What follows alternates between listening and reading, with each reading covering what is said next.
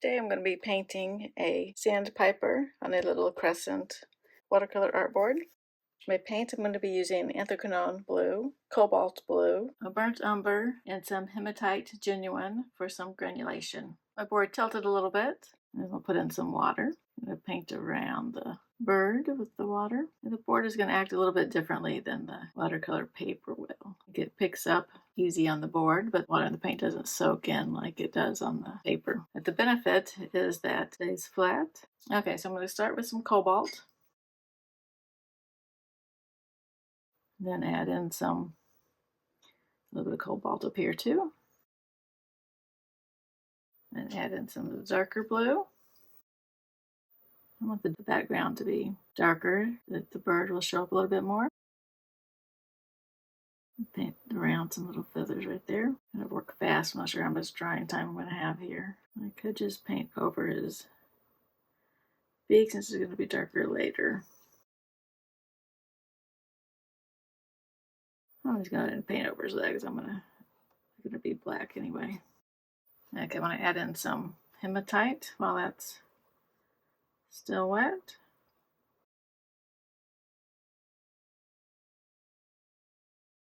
Add some water to where I have the hematite. That'll help with the granulation.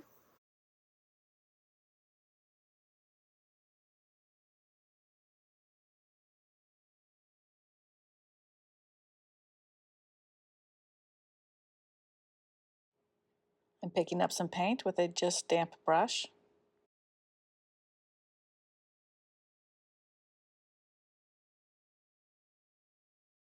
Let me drop in some more hematite. Let me mix that with the brown.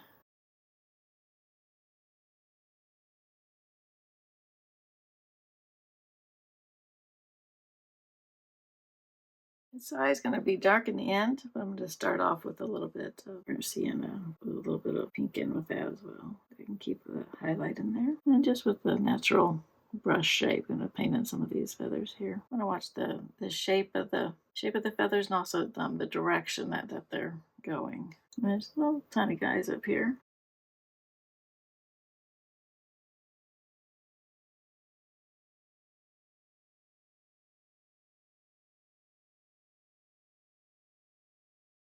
Some of them are a bit too dark. And dab them with the paper towel. Or soften them with the brush. I want to make some of the tail a little bit darker. So add some brown to some blue.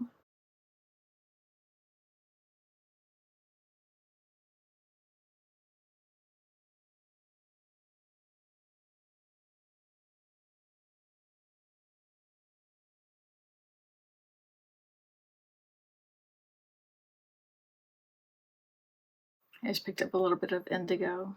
I'm going to see if I can't keep my hand out of it. I made some good texture down there. I'm all right with that. For his bill here, I'm going to start with some brown.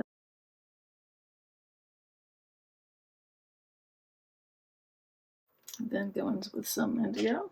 A little bit too much water on my brush.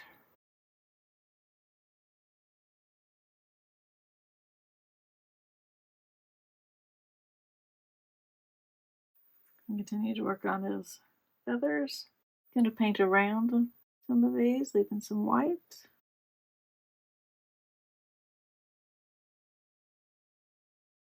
And then softening this edge. Add some general color.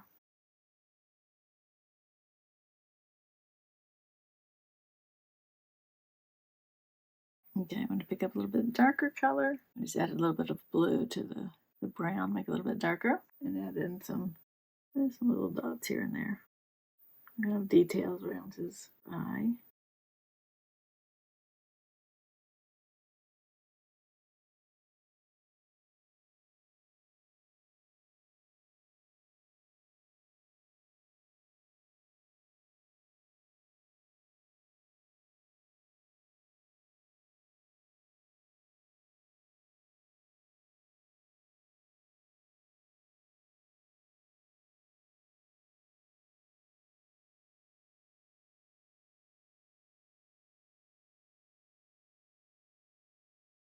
Put a little bit of shadow into his underside here. A little bit of water first.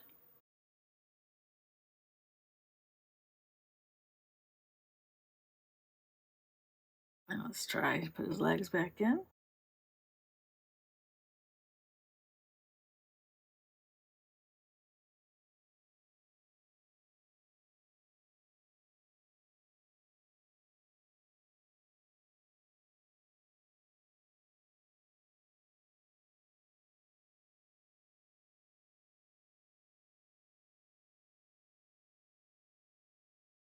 And make his beak a little bit darker. I'm gonna grab some indigo, make a shadow.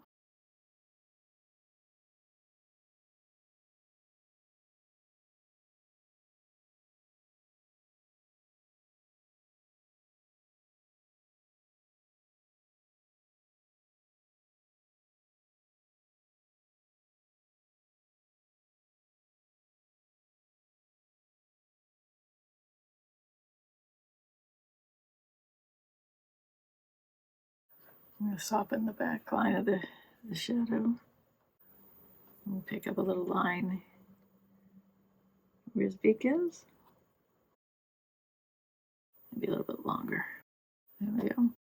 I'll put in a little bit more shadow.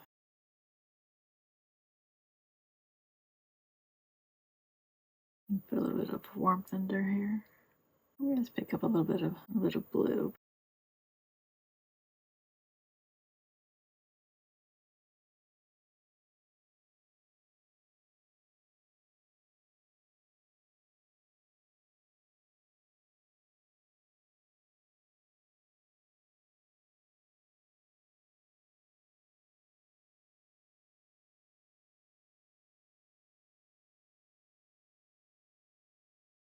We come back and darken the feathers later. I'm going to think about it for a little while.